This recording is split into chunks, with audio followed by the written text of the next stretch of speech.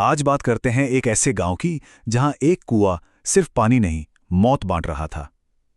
ये कहानी है बदले की और एक ऐसी आत्मा की जिसे जगाया तो गया था इंसाफ के लिए, पर अब उसकी प्यास किसी के काबू में नहीं है। कहानी की शुरुआत ही होती है गांव वालों के गहरे खौफ से। एक आवाज है जो दहशत में बता रही है कि ये कोई पहली या दूसरी नहीं, बल्कि पिछले 2 महीनों के अंदर हुई 5वीं मौत है। सोचिए पूरे गांव में कैसा डर फैला होगा। तो सवाल ये है कि आखिर ये सब हो कैसे रहा है। पहले हिस्से में हम यही जानेंगे कि उस कुएं का राज क्या है जो इन सारी खौफनाक मौतों का सेंटर बन चुका है। सीन कुछ ऐसा है। आधी रात का वक्त है। एक नौजवान तेजी से अपने घर की तरफ भागा जा रहा है। उसके चेहरे पर डर साफ दिख रहा है, और जैसे ही वो गांव के उस बदनाम कुएं के पास पहुंचता है, उसका डर और भी बढ़ जाता है। वो बस वहां से निकल जाना चाहता है। और फिर वही होता है जिसका उसे डर था। देखिए, हर मौत का एक पैटर्न था। पहले पायल की एक मीठी लेकिन डरावनी आवाज सुनाई देती है। फिर घूंघट ओढ़े एक औरत सामने आती है, और इससे पहले कि कोई कुछ समझ पाए, वो एक ही झटके में गर्दन मरोड़ देती है और चेहरे का मांस नोच डालती है। हर मौत बिल्कुल इसी भयानक तरीके से हुई है।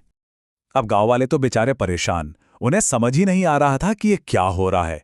उन्हें लगा कि ये जरूर किसी सती माता या देवी का गुस्सा है, और उसे शांत करने के लिए उन्होंने कुएं के पास एक छोटा सा मंदिर भी बना दिया। पर उनकी सारी मेहनत, सारी पूजा, सब बेकार। मंदिर बनाने के बाद भी मौत का वो सिलसिला रुका ही नहीं। तो अब ये तो साफ था कि ये कोई देवी नहीं, बल्कि कुछ और ही है।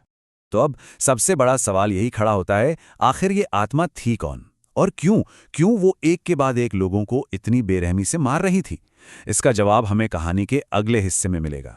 अब कहानी में एक ट्विस्ट आता है।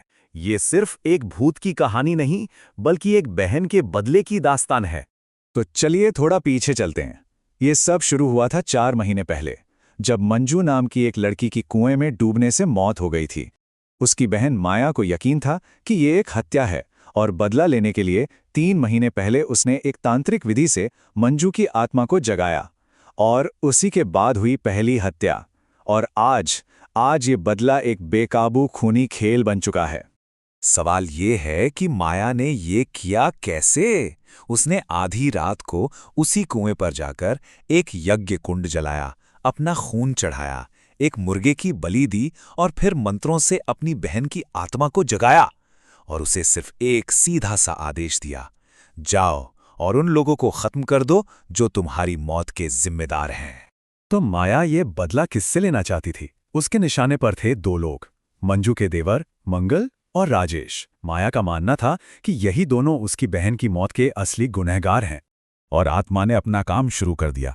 कुछ ही हफ्तों के अंदर मंगल और राजेश दोनों की लाशें मिलीं। तरीका वही, गर्दन टूटी हुई, चेहरा नोचा हुआ। लेकिन आत्मा यही नहीं रुकी। उसने उनकी मां को भी मार डाला, जो माया के प्लान में था ही नहीं। और यहीं पर माया को पहली बार झटका लगता है। वो खुद हैरान रह जाती है। सोचती है, उसे तो बस उन दोनों को मारना था, उसने इसे क्यों मार डाला? ये वो पल था जब उसे एहसास हुआ कि जिस ताकत को उसने बुलाया है, वो अब उसके हाथ से निकल चुकी है। अब कहानी उस मोड़ पर पहुंचती है जहां बदला एक ऐसी प्यास बन जाता है जो कभी बुझने वाली नहीं। अब आत्मा को इस बात से कोई फर्क नहीं पड़ता था कि कौन गुनहगार है और कौन नहीं। उसकी प्यास बढ़ चुकी थी। एक रात एक बेचारा साइकिल वाला बस कुएं के पास से गुजर रहा था, और उसे भी उसी बेरहमी से मार डाला गया। बदला अब अंधा हो चुका था। तो यहां पर साफ साफ दिखता है कि गड़बड़ कहां हुई। माया का इरादा क्या था कि सिर्फ गुनहगारों को सजा मिले, पर आत्मा की हकीकत क्या बन गई? जो भी कुएं के पास आएगा वो मारा जाएगा। मतलब एक मौत का बदला लेने की कोशिश अब अनगिनत मौतों की वजह बन गई थी। तो आखिर ये सब हुआ क्यों था? मंजू की असली कहानी क्या थी? हुआ ये था कि पति की मौत के बाद उसके देवरों मंगल और राजेश ने उसकी इज्जत पर हाथ डालने की कोशिश की। अपनी आबरू बचाने के लिए मंजू घर से भागी और उसी कुएं में कूद गई। ये कोई हादसा नहीं था, ये एक मजबूर औरत की खुदकुशी थी। और अब हम पहुंचते हैं कहानी के अंजाम पर, जहां बनाने वाले को ही अपनी बनाई हुई तबाही का सामना करना पड़ता है। माया को अब तक समझ आ चुका था कि उसने कितनी बड़ी, कितनी भयानक गलती कर दी है। वो बेगुनाहों की मौत नहीं चाहती थी, तो अपनी गलती को सुधारने के लिए वो एक आखिरी कोशिश करने वापस उसी कुएं पर जाती है, अपनी बहन की आत्मा को शांत करने।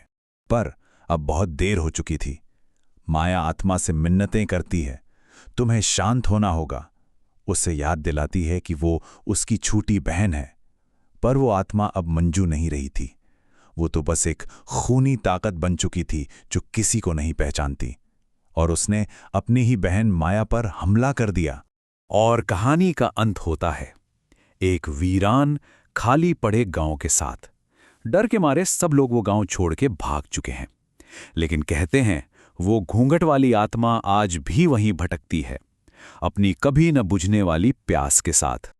और ये कहानी हम एक बहुत ही डरावने सवाल के साथ छोड़ जाती है।